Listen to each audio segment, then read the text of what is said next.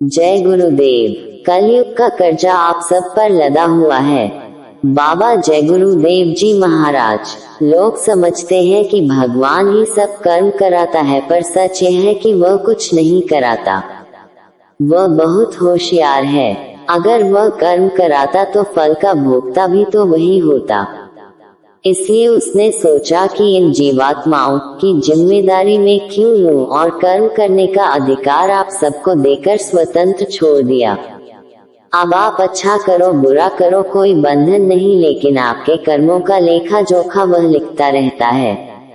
और जब तुम्हारी जीवात्मा शरीर से निकाल कर उधर भेजी जाती है तो वह हिसाब करके तुमको नरकों में 84 में भेजता है।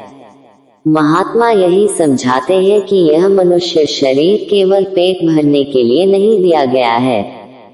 इस मनुष्य शरीर में अपने कर्तव्यों को पूरा करो, मेहनत और ईमानदारी से अपना अपना काम करो, और इसी के साथ अपनी जीवात्मा को जो फंसी हुई है उसको छुड़ाने की साधना करो। ये कब छूटेगी? जब आप भगवान का सच्चा भजन करोगे, तब आपको आध्यात्मिक धन प्राप्त होगा। हम लोग परलोक दोनों तरफ से चले गए। भौतिकवाद में फंसकर हमने लोक का सुख गंवा दिया, संतों फकीरों से दूर होकर परलोक गंवा दिया। अब न यहाँ सुख मिल रहा है, न परमात्मा का सुख मिला। फकीर और महात्माओं को इस जगत के जीवों की चिंता रहती है और किसी को चिंता नहीं होती। वो रूहानियत को लाना चाहते हैं, आध्यात्मिकता को लाना चाहते हैं, क्योंकि वो जानते हैं कि ये जीवात्मा, ये रूह कैसे फंसी है और इस मनुष्य शरीर में कैसे छूटेगी। लोक में जब यहाँ पर ही किसी के लिए कोई जिम्मेदारी नहीं रही, बच्चे माता पिता को छोड़ देते हैं, माता पिता बच्चों को छोड़ देते हैं। अब तो पति पत्नी भी एक दूसरे को नहीं निभा पाते, तो जब कोई भी जिम्मेदारी नहीं निभाता है तो आत्मा की जिम्मेदारी कौन लेगा?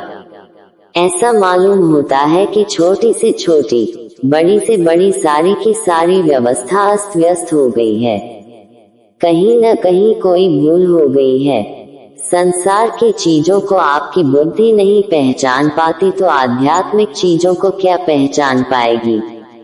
ये है कलयुग। कलयुग का कर्जा आप सब पर लदा हुआ है। इस बोझे को कौन उठाएगा? आप देखना, थोड़े ही समय बाद सारा देश चिल्ला उठेगा। देश के कामों से चिल्लाहट होगी, देश के वितरण से चिल्लाहट होगी, देश के विधान से चिल्लाहट। उस समय पर फकीरों की, महात्माओं की जरूरत पड़ेगी। वो रहनुमा होते हैं, दयालु होते हैं, तुम सबके दुख से दुखी हो जाते हैं। मैं अमीरों को भी देखता हूँ, गरीबों को भी देखता हूँ। अमीर भी रोता है दया और दुआ मांगता है, गरीब तो रोता ही है, दया दुआ मांगता है। जय गुरुदेव।